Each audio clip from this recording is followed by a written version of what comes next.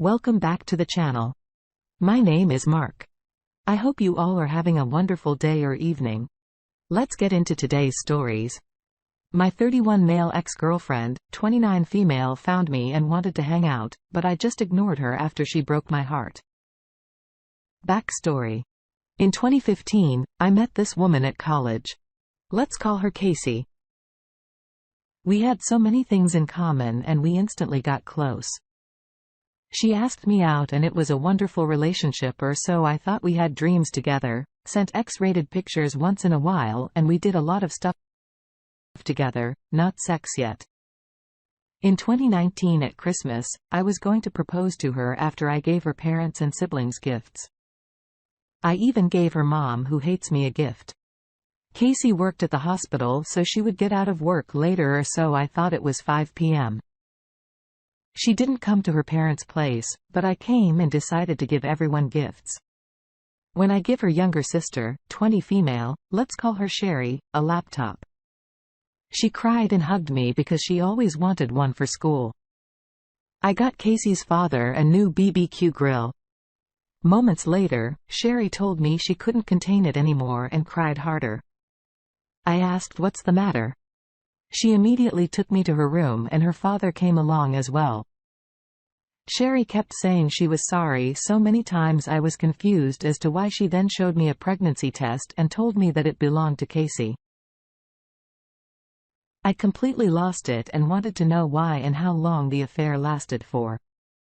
Sherry informed me that the affair happened at the beginning of 2019. While I was working a lot at my factory job, she went to see him. To make matters worse is that Casey's mom was the one who introduced the AP to Casey. Apparently in the month of November, Casey found out she was pregnant and she begged Sherry not to tell anyone after Sherry found the test.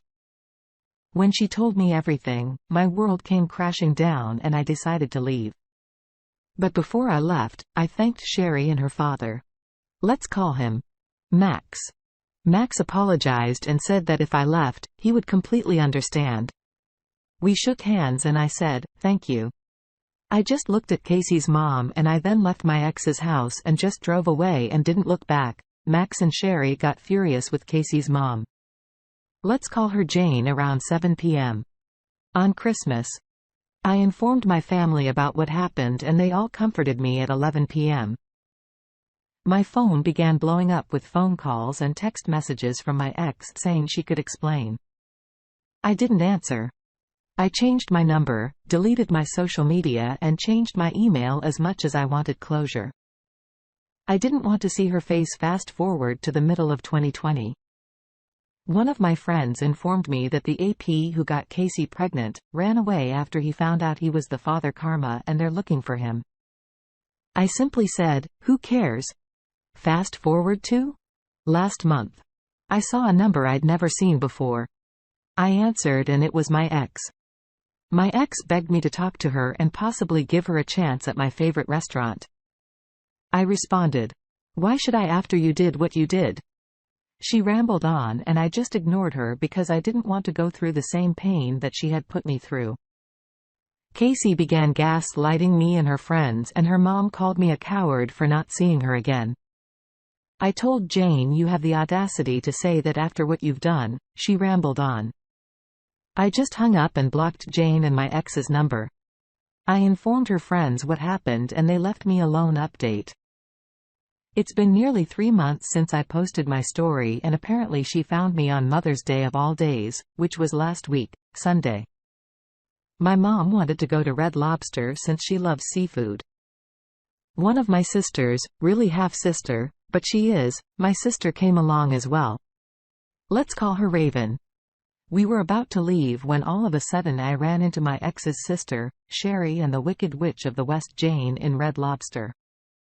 Sherry was in total shock at seeing me and I hoped Casey wasn't there with her. Thankfully, she wasn't. Jane looked at me with disgust and Raven in disbelief. Jane was in total shock at seeing Raven for some reason. I wasn't sure why at the time. I was about to explode until I looked at my mom and Raven because they both wanted to pound Jane into the ground for what she did to me. So I had to calm both of them down. Sherry then begged me to talk to her after a heated argument involving my mom, Jane and my sister. Raven then suggested that if I wanted to talk to Sherry, we had to talk alone. They wouldn't be involved and neither would the snake Jane. We talked for a bit and she asked me how had I been and told me how she missed me and wished that I hadn't left. She told me that my ex was miserable when I left and I responded that it was not my problem. I then asked, how was school treating her? Sherry cried and said that Casey broke the laptop. I gave her for Christmas a week after I left and toasted her. I asked before I go, why does your mom hate me? I'm curious. Sherry then said it was because she saw me with another woman and it was that same woman that they both saw just now. Little did Jane know it was my sister. I told Sherry that Casey's actions were wasted and the warranty was still available until November 2022. Sherry literally danced for joy and she said she would immediately get the laptop after dinner. We said goodbye, hugged and left. The next day, I waited at Brand's Mart. Work was slow. I saw Sherry and to my surprise, Max came along. No lie. I had a smile on my face. We talked. Max loves the grill. I gave him and he still apologized, but I told him there was nothing he could do. After the laptop was resolved, we chatted for nearly an hour. They insisted on talking for a while. Not sure why I told them it was good seeing them, but Max insisted on taking me to a restaurant I had never been to. He paid for everything as a thank you for giving Sherry another laptop, a better one. Sherry responded, I'm sorry about this. I hope you forgive me. Please don't be upset. Lo and behold, my ex came and she looked in worse shape than I imagined. She looked worse than a surgery gone wrong. She tried to hug me. I just stuck my hand out and asked, what the hell do you want? Casey apologized and begged me to take her back, saying it was a mistake. A cheater's excuse. I responded, you cheated on me for nearly a year when I worked my ass off for us and this is how you repay me. She realized that mistake and said that it was Jane's fault and I said you went along with it. She could have said I'm not happy with you anymore, but she didn't. It was not my problem anymore. I moved on and you did too for nearly a year. And the fact you gaslighted me and tried to put the baby on me when we never had sex, the hell, and now the AP left you and he's on child support. Casey told me that her son was 1 year old and needed a father. I told her good luck with that. She asked why I was being so mean. I said you're the reason for this. I wanted kids. I nearly got a house for us, family stuff, and you threw all that away. Casey said I threw it away because Sherry told me, Jane saw you with another woman, and then she described what she looked like. I laughed and called Sherry to let her know who she had seen. Sherry explained everything to my ex. Casey was crying really hard.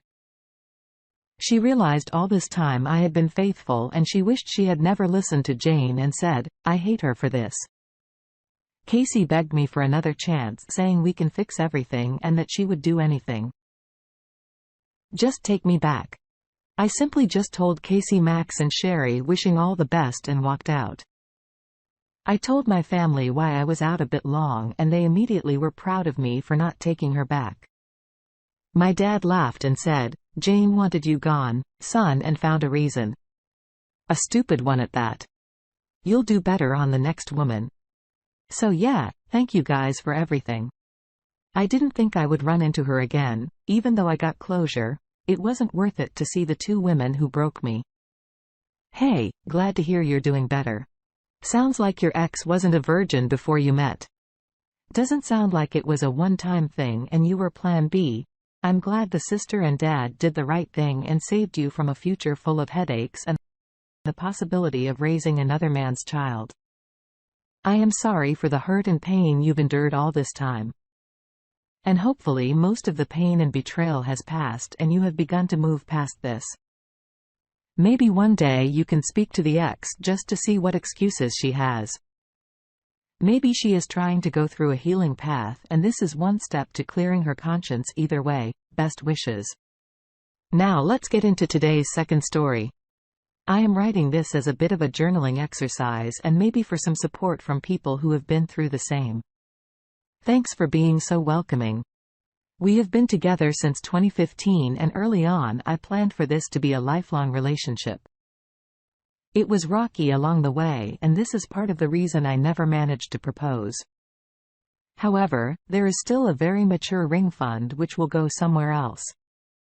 Now, I'm sure around 2019, I began to think that maybe our relationship was not going to be like how I had imagined it. We fought a lot, nothing physical, of course, just disagreements and mutual pouting and discontent.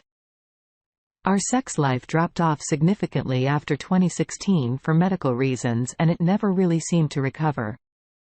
In June of last year, we had an M where she said in as many words that I did not satisfy her, I had never satisfied her and the thought of me in bed made her sick. It was very upsetting at the time. And in hindsight, I should have called our relationship then. But we decided initially that we would try to work our way through our problems. And we also ended up having a 4-month-long lockdown shortly afterward. So I didn't want her onto the street or anything around September. I discovered she had been sexting some guy overseas. A total breach of trust. But I decided I would bracket it because there was nothing physical. And even though we never discussed it openly, I thought she knew that I knew I never broached this directly. But we eventually decided we would go to couples therapy. I discovered yesterday that she slept with another man in November last year while she was out of town on a short holiday, some random she met online and I presume she had been chatting with for a few weeks. At least I didn't care to ask for the exact date. But it was either shortly before or shortly after our first couples therapy session. When she went to work today, I left a note on the table saying goodbye, packed a bag and went to my parents' place for a few days this evening. After she came home, we had an hour-long SMS-only discussion. I don't want to talk about it aloud. I can't put my words together in time to speak them where she took responsibility for everything, promised to change and asked if I would come back. I appreciated her honesty.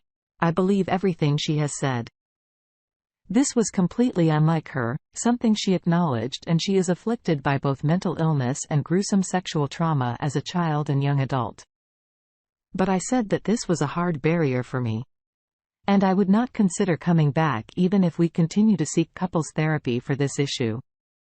I said I would consider going back to our therapist to work through the breakup process as we had discussed this previously in one of our sessions and I can see how it could be helpful.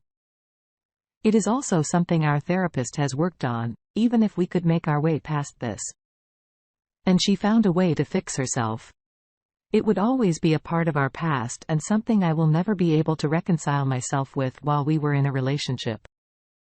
I don't fully believe that there has only been one other man.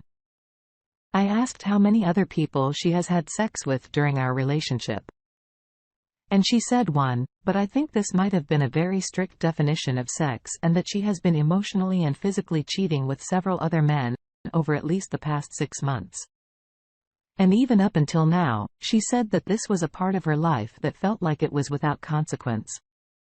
And although that is obviously wrong, I can understand what she was saying.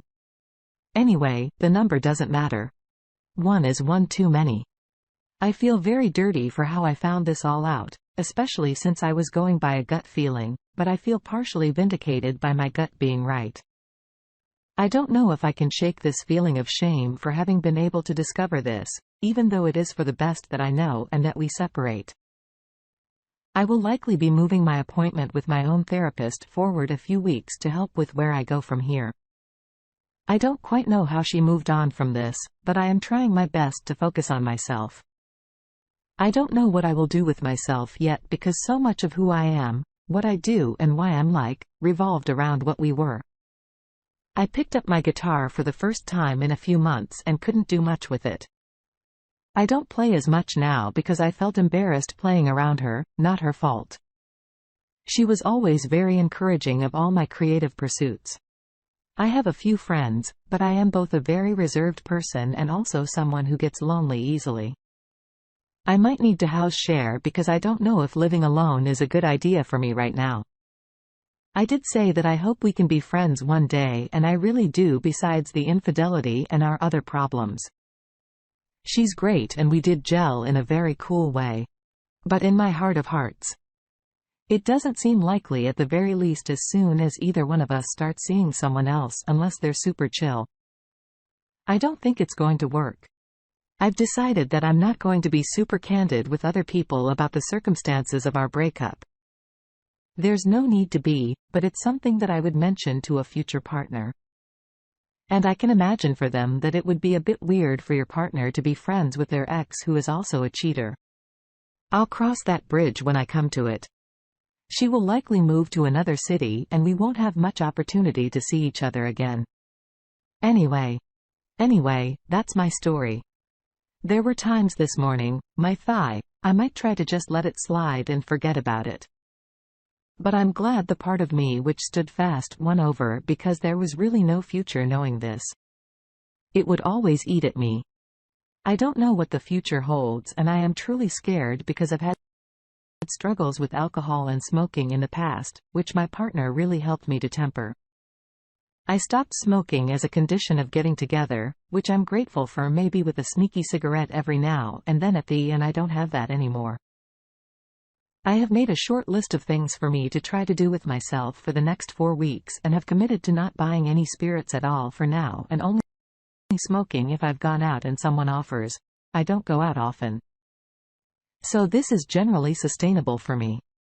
If there is anything any of you have done to get past the first few weeks and months of your breakup due to infidelity, I would certainly appreciate any advice if you have made it this far. Thanks a lot for reading. Hope you are getting along your journey right as well.